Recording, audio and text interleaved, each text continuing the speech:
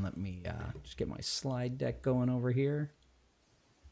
There we go. So perfect. Matt, why don't you run us through some of the key highlights? And I like what you've added on here is what didn't they say in their press conference with that announcement? What was omitted? So why don't you start us off at the top here with what the highlights are. Yeah, absolutely. So policy rate cut was 25 basis points for the overnight rate. So it's dropped down to 2.5%. And like you were mentioning before, this is the first cut that we've seen in 6 months. So we've been extremely stable. A lot of that has to do with inflation. They wanted to kind of see where that was heading, but the labor market has weakened. We're up to 7.1%. I think the average forecast for where we're going to ultimately end up there is 7.3 to 7.5. Could be less, could be more, but that's kind of where economists are expecting it. When it comes to inflation, the CPI is cooled. It's down to 1.9 on the core. On the headline CPI, but core is still high at 3. People have to understand too, we've taken out the carbon tax. So that is going to drive down the headline CPI to a cooler position than where it was before. So it was inflation. Who would have thought of that?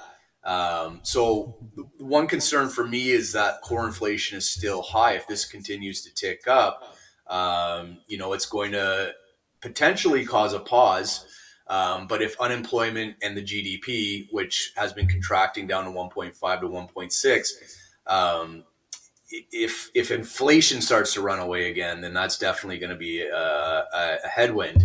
And then when it comes to trade tariff risk, we've removed a lot of the counter tariffs that we had on the US. Those are inflationary because it's Canadians that are paying that tariff ultimately to the US products that are coming across the border. So that's been removed for the main reason that if they didn't remove that, inflation would be much higher, which would also not allow them to bring the interest rate down potentially to where they need it. And what's critical about these press conferences is the Bank of Canada is going to tell you where they're heading. They're very careful about what they say during these press conferences, because if they mislead, it will drive people to potentially do the wrong thing because they think that's what the Bank of Canada is going to do. So what did they not say during the press conference? And there was no commitment for a multi-cut cycle, meaning they're not saying that for sure they're going to cut next month or the month after. History will tell us that when usually comes one rate cut, another one follows. This would be unprecedented if only one rate cut happened in this particular cycle that we're in. But they also didn't, they didn't say it. They didn't want people rushing out and getting ahead of themselves either because of where inflation's at.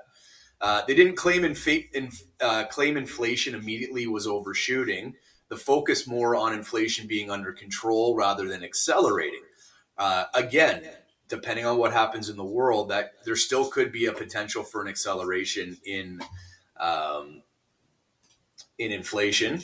And then no recession forecast, even though there is some contraction weaknessing in the labor market and in the GDP. So there are areas of concern, but they didn't mention that. They didn't bring it up. So that was interesting to hear. And then as far as the tone, were they dovish or hawkish? It seemed dovish to me. A rate cut plus a shift towards the potential for economic weakness, meaning that more rate cuts were going to potentially have to come. But they're still cautious. They stressed uncertainty, and we're going to have to watch the data on a monthly basis. We're going to have to see how the jobs come in, how the inflation comes in, how the GDP comes in, because that ultimately is going to dictate what the Bank of Canada is going to do, in my opinion. Yeah, I think throughout the year, they have been pretty non-committal to what's coming up next in terms of those cuts. They're constant. Like at the beginning of the year, is like, we're monitoring inflation. If we need to slow this down, we will. If we can continue on, we will. We're just going to watch, right? I think that non-committal aspect has been there. And for those of you that haven't seen it yet, we did a video last week where we had Nicole Ferrugia from Mortgage Ease on with us to do a deeper dive on what these rate cuts meant, what we're seeing actually in her market, what some of the leading indicators are that she's seen as well. So please check out our YouTube channel to go get that at a deeper dive, because we did the same, Matt. We took a longer look there at the unemployment numbers as well. So please go back and check out that video. It'll give you a little bit more insight if this is something you're looking to understand a little bit more. And the big takeaway for me there is it would be a little unprecedented to not get another cut coming up in the cycle. Yet at the same point, they are watching those unemployment and inflation numbers still before they decide what they're going to do. And they are being a little bit more cautious perhaps than they were previously. Yep. Yeah.